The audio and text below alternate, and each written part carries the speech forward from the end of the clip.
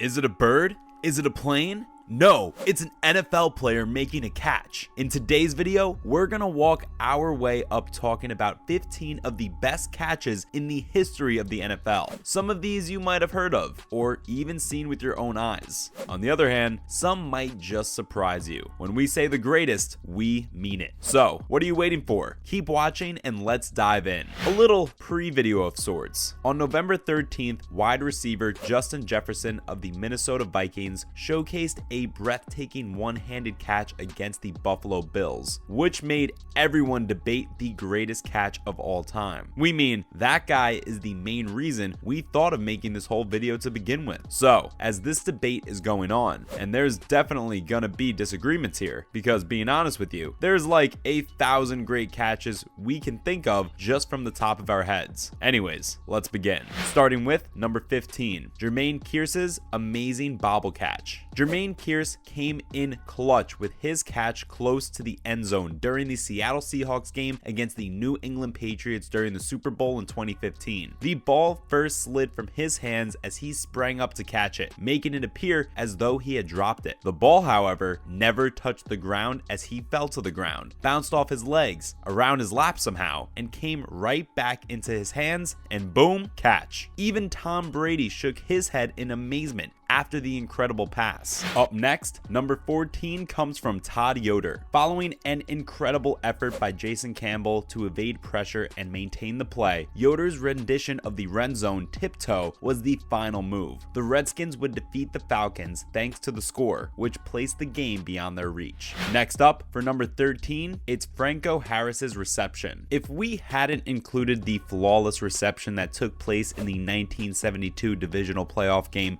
between the Pittsburgh Steelers and the Oakland Raiders, the list of the top receptions would be considered incomplete. Okay, so Pittsburgh was behind the Oakland Raiders 7-6 with 22 seconds left in the AFC divisional playoff game at Three Rivers Stadium. With 4 down, they were at the 40-yard line, and a first down required 10 yards. Terry Bradshaw of Pittsburgh, under pressure from the Raiders, threw the ball to John Fuqua across the middle. The ball popped out as Fuqua and the Raiders' Jack Tatum both went for it. Franco Harris grabbed the ball out of thin air just before it could touch the ground and started sprinting down the left sideline as the Raiders started to celebrate. A couple of Raiders pursued him, but they were unable to prevent him from scoring. With 5 seconds left in the game, Pittsburgh led 13-7 after kicking the extra point. Phew! The crowd had a different vibe to it. The 12th one, we like to say, Rice is Rice. Jerry Rice continues to maintain the title of possibly the best wide receiver in NFL history, despite Moss's challenge. One instance of Rice's brilliance is his one-handed grab in Super Bowl 23. After collecting 11 passes for a still-standing Super Bowl record 215 yards, he was named MVP that evening. Now for number 11,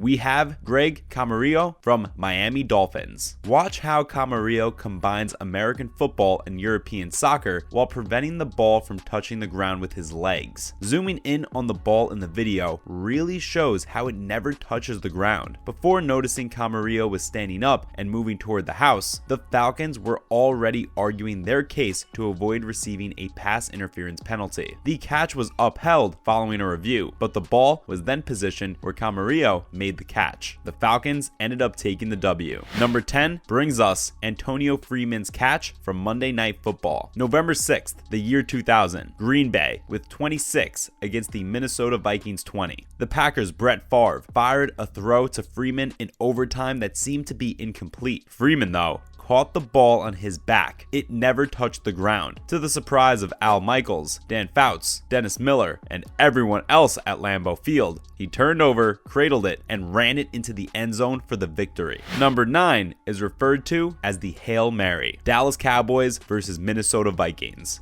Only this catch invented a real football phrase. The others on this list all have names. With 32 seconds left and the Cowboys down 14-10 on the 50-yard line, Cowboys quarterback Roger Staubach fired a long throw that Drew Pearson somehow grabbed and carried into the end zone to secure the victory. It was a Hail Mary pass, Staubach acknowledged following the game. A Hail Mary pass is now a standard element of every team's strategy. It's simply tossing the football as far as one can. Coming towards number 8 is Keenan McCardle's one-handed diving catch. It was 2003, and the Carolina Panthers were against Tampa Bay Buccaneers in Charlotte, North Carolina. In the fourth quarter, with the Buccaneers behind 20-14, Brad Johnson threw a 36-yard pass that McCardle grabbed while leaping into the end zone. Although the Panthers ultimately prevailed, fans still recall McCardle's catch as one of the greats. Moving to number 7 is from Santonio Holmes. Super Bowl 43, Tampa, Florida. Arizona Cardinals 23, Pittsburgh Steelers 27. Ben Roethlisberger fired a 6-yard ball to Holmes at the back of the end zone, and Holmes grabbed it there while keeping his feet in the end zone as he fell out of bounds. Holmes had previously caught 8 interceptions for 125 yards, but his final one in Super Bowl 43 proved to be the game winner. Holmes won the game's MVP award because of his efforts. Okay, so the 6th one is literally called the catch. It was the 49ers going against the Dallas Cowboys in an NFC Championship game in San Francisco. If the catch is unfamiliar to you, you undoubtedly stumbled across this video by accident. With 58 seconds remaining in the NFC Championship game, the 49ers were behind 27-21 and faced a 3rd and 3 situation on the Cowboys' 6-yard line. When Joe Montana released the ball, he observed that his main target, Freddie Solomon, was protected. Larry Bethia, Ed Too Tall Jones, and D. Montana launched a high throw to the back of the end zone that only Dwight Clark could receive as D. Lewis pursued him to the sideline. He managed to catch it, and the picture of him doing it to secure the victory is among the most recognizable in NFL history.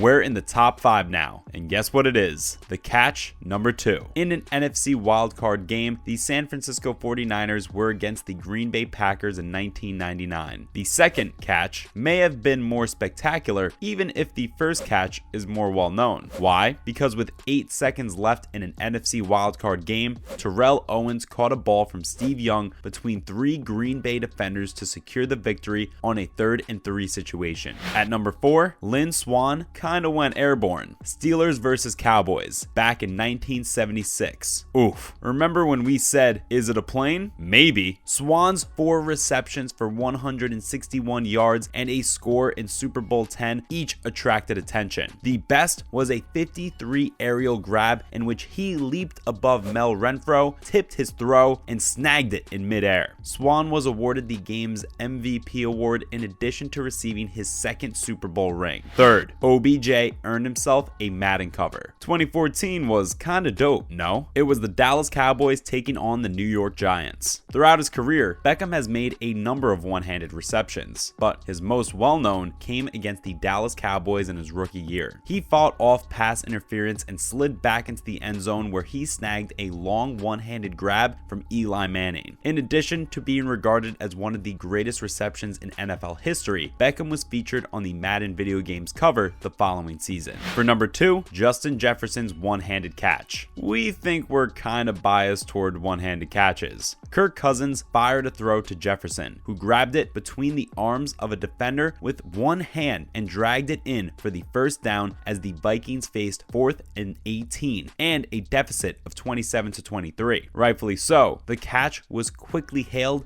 as one of the greatest in NFL history. Last but not least, the helmet catch. It was the New York Giants versus New England Patriots in the Super Bowl 42 on February 3rd of 2008 in Glendale, Arizona. With just over a minute left in the Super Bowl, the Giants were driving on the unbeaten Patriots when Eli Manning eluded defenders on a 3rd and 5 from the New York 44-yard line and threw a ball that David Tyree caught against his helmet at the New England 24-yard line. The helmet catch is considered to be the best play in Super Bowl history since it added to New York's winning streak. Anyway, that's a wrap for today's video. Which one was your favorite? Let us know in the comments below, and don't forget to drop a like and make sure you're subscribed. Having said that, see you at the next one. Peace.